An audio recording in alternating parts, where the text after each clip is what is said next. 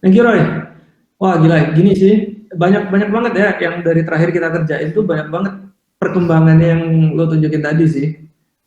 Ya, Hmm, itu yang si insert itu juga mengingatkan masa lalu sih. gue juga waktu gue masukin gue mikir, aduh gimana ya. Ya nggak apa-apa, baik-baik. Titikkan air mata deh.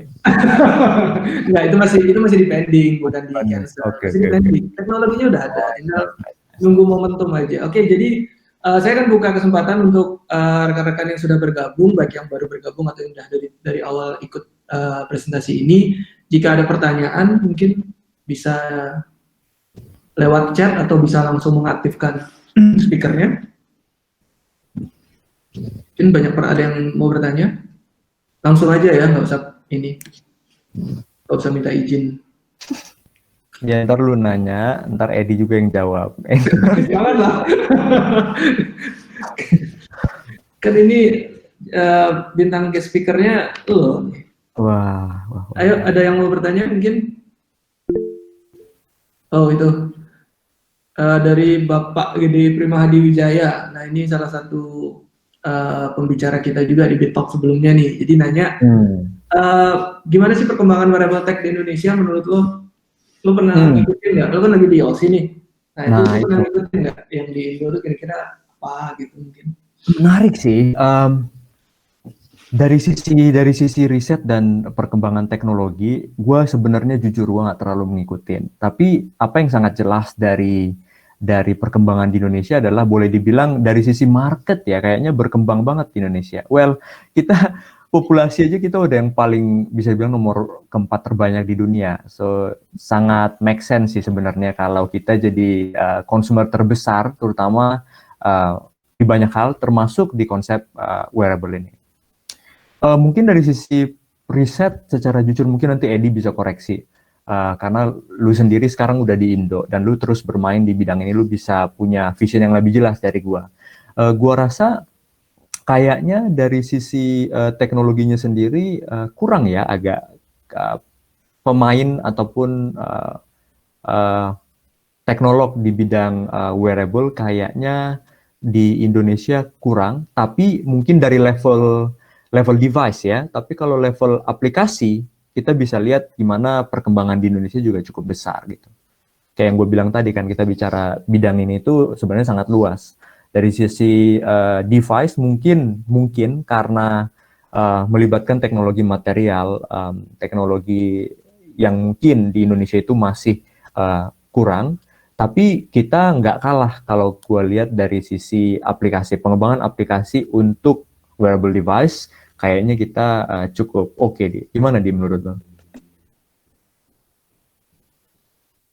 Ya kalau menurut gue sih ini apa kalau dari sisi industri ya kita masih belum sih ya kalau kalau dari opini gue pribadi sih karena ya buktinya project gue masih belum bisa diterima pasar juga akhirnya di pending gitu kan itu yang Hmm. pertama kedua kalau dari sisi ini gue ngomong market ya jadi kalau dari market memang masih belum sih kalau menurut gue ya masih belum sih tapi kalau dari sisi riset nah riset ini juga kayaknya belum bro nggak banyak sih yang gue denger researcher yang gue kenal ya itu Hmm. di UI itu ada beberapa yang gue kenal yang main ke ranah wearable ini masih Iya masih ya. satu dua orang lah yang gue tahu gitu jadi memang Hmm. belum belum belum rame sih belum rame Hmm. gitu.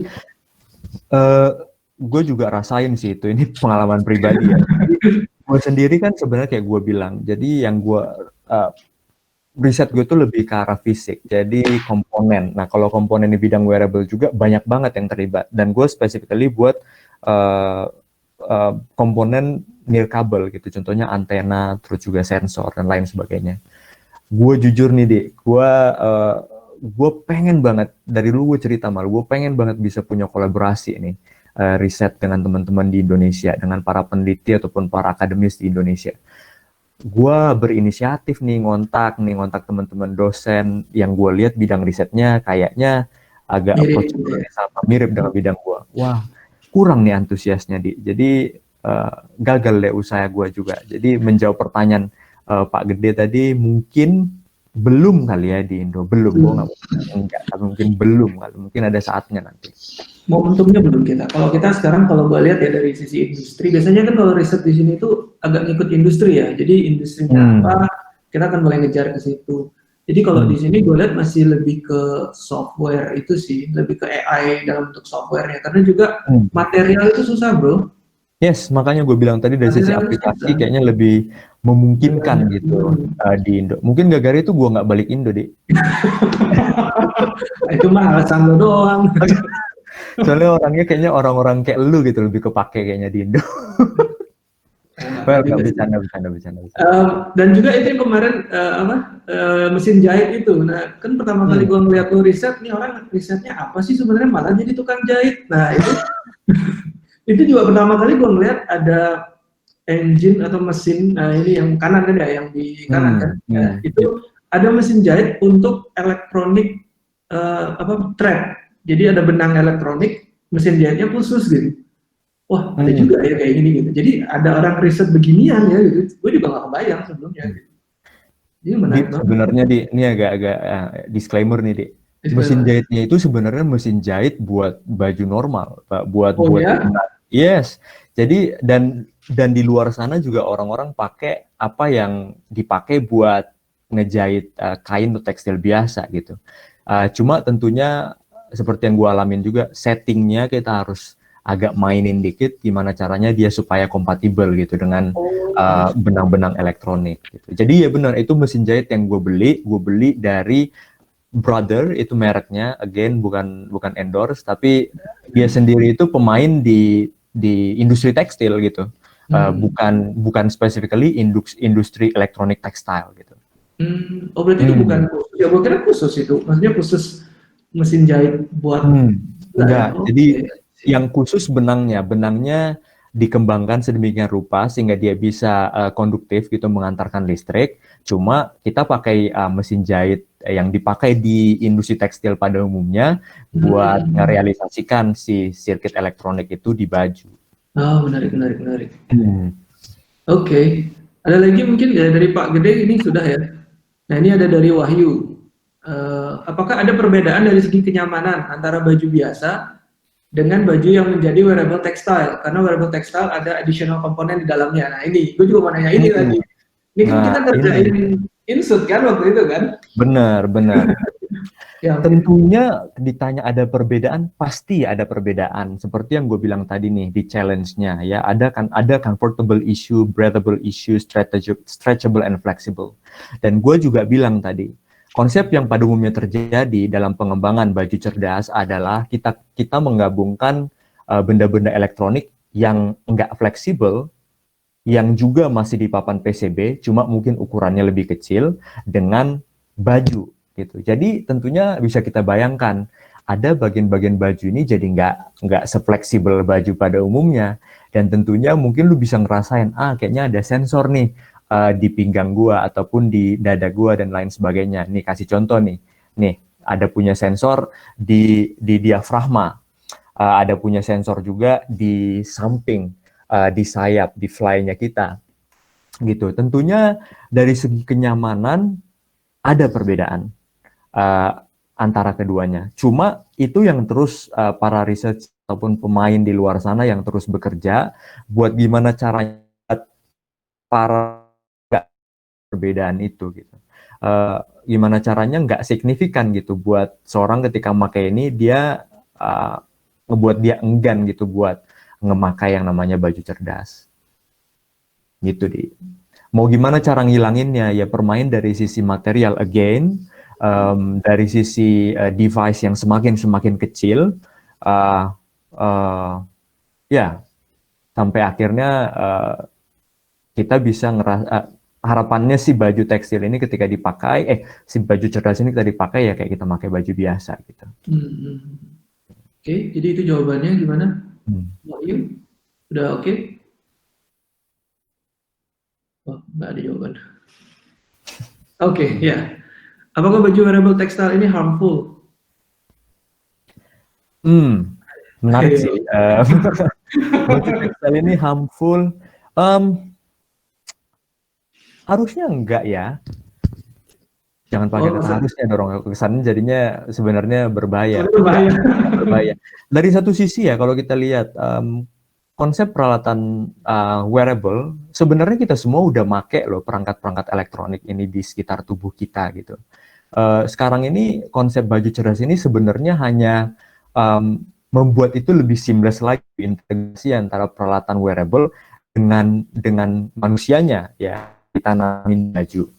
Jadi ketika itu diizinkan, makanya hal-hal seperti keamanan dari user itu harusnya udah diperhitungkan. Dan ketika kita bicara tentang perangkat wearable, kita bicara tentang dari sisi arus ataupun power yang dia pakai itu levelnya sangat rendah sih harusnya, dan nggak berbahaya buat manusia. Nah, kalau kita bicara tentang apa nih, mau lebih teknis lagi, perangkat-perangkat nirkabel kan gitu, mancarin gelombang radio nih Roy, terus-terusan, terus lu pakai di baju dekat banget sama jantung atau dada gua. Nggak apa-apa emangnya. Well, kita udah ngelakuin itu setiap saat dengan handphone kita sih, dan teman-teman masih di sini nonton acara ini, berarti it's okay gitu. Tapi well, kalau dilihat dampaknya di level mikro, di mana mungkin bukan kerjaan, maksudnya orang-orang di dunia riset akademik dan medis ngelihat ada efeknya buat tisu ataupun organ manusia, tetapi sifatnya itu sangat rendah, karena itu konsiderasi sih dalam ketika ngedesain perangkat nirkabel atau perangkat elektronik yang dipakai di dekat tubuh manusia. Gitu. Jadi jawabnya aman. Oke, ya mungkin Panjang-panjang ujungnya sedikit. aman gitu ya.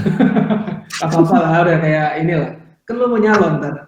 Bener, politisi banget ya gue. Politis banget jawabannya. Aduh, ampun. Nah, mungkin tambahan sedikit terkait Hmm. keamanan, ini harmful atau tidaknya. Jadi waktu kita ngembangin insut itu, kita juga sempat konsul ke dokter ya waktu itu ya, ke Yep. beberapa perawat, dan kita tidak diperbolehkan kalau dia pakai alat pacu jantung. Jadi kalau pasien pakai alat pacu jantung, nggak boleh pakai beginian. Nah itu, ya mungkin Nah, tambahan itu aja sih. ada alasan teknis juga kan di balik Ya betul. kenapanya. Oke, ini pertanyaan berikutnya, untuk mensuplai daya listrik. Nah, apa yang digunakan wearable device yang lo tahu nih saat ini tuh pakai apa? Baterai kah atau pakai tenaga surya kah atau apakah? Mungkin bisa dikasih gambaran. Nice, menarik sih. Ini adalah sebenarnya isu yang sangat menarik di dunia wearable device. Solusi yang sekarang ini yang paling lazim atau paling umum tentunya baterai ya. Baterai, rechargeable baterai yang bisa lu cas, karena udah terbukti gitu di perangkat electronic device dan sangat gampang ditemukan. Tapi tentunya dengan baterai, lu tahu kan ada keterbatasan kan, artinya setiap periode waktu tertentu lu harus ngecas. Atau setiap periode waktu tertentu perangkat lu berarti basically nggak operasional gitu.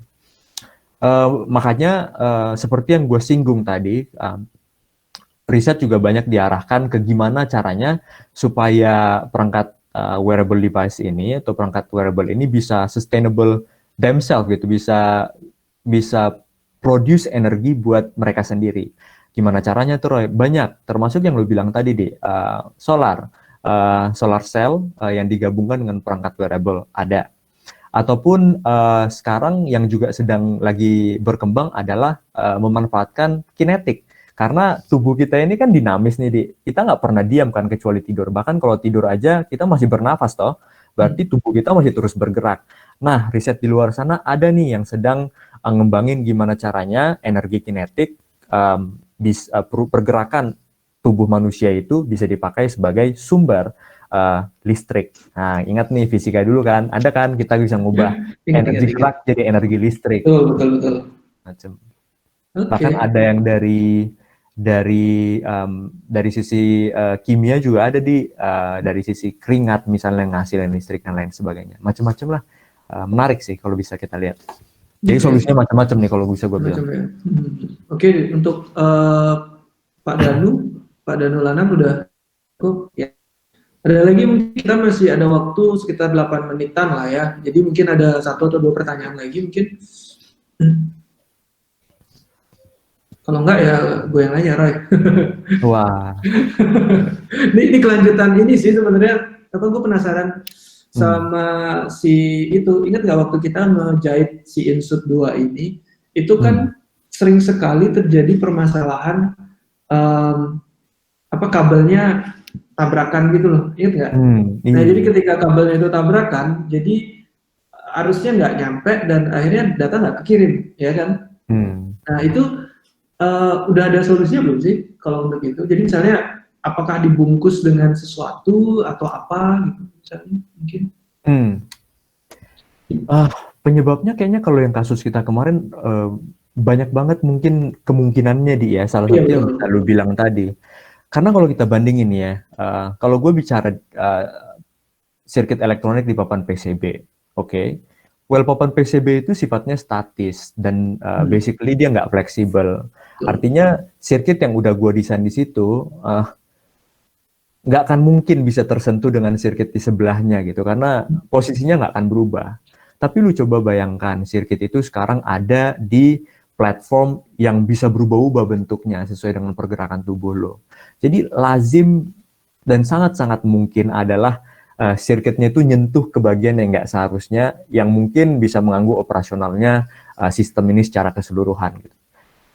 Solusi yang lu bilang itu salah satunya ialah dengan insulasi ya. Jadi ngelapisin dengan bahan yang nggak bisa mengantarkan listrik. Tujuannya apa? Tujuannya supaya ketika ketika lu bengkokin atau kainnya berubah bentuk, dia secara nggak sengaja menyentuh bagian lain yang mengantarkan listrik sehingga sistemnya tetap operasional gitu. Terus kemungkinan kedua lagi yang buat kasus kita kemarin karena kan kita itu ngelibatin modul wireless ya atau nirkabel kan. Di mana lu mancarin informasi lu ke central node lu misalnya buat lu ngedetect. Berarti di situ ada kondisi nirkabel. Nah, di sini ini kondisinya unik lagi. Kondisi nirkabel ini walaupun kelihatannya nggak ada kabel yang bisa saling bersentuhan, tapi kita punya tubuh kita sendiri ini adalah penghalang salah satu musuh besar gelombang radio, karena tubuh kita ini sangat bisa menyerap gelombang radio gitu. Jadi lu kebayang kalau lu cuma punya modul Bluetooth gitu yang sangat kecil, powernya sangat rendah, ya kan? Terus badan kita gede nih. Terus entah somehow waktu kita timpa kemarin jatuh, waktu kita testing itu dia basically ngehalangin semua gelombang radio yang dipancarin sama si modul Bluetooth ini. Jadi memang yang namanya kerja sama tubuh manusia memang challenge, ada tantangan-tantangan tersendiri sih. Betul.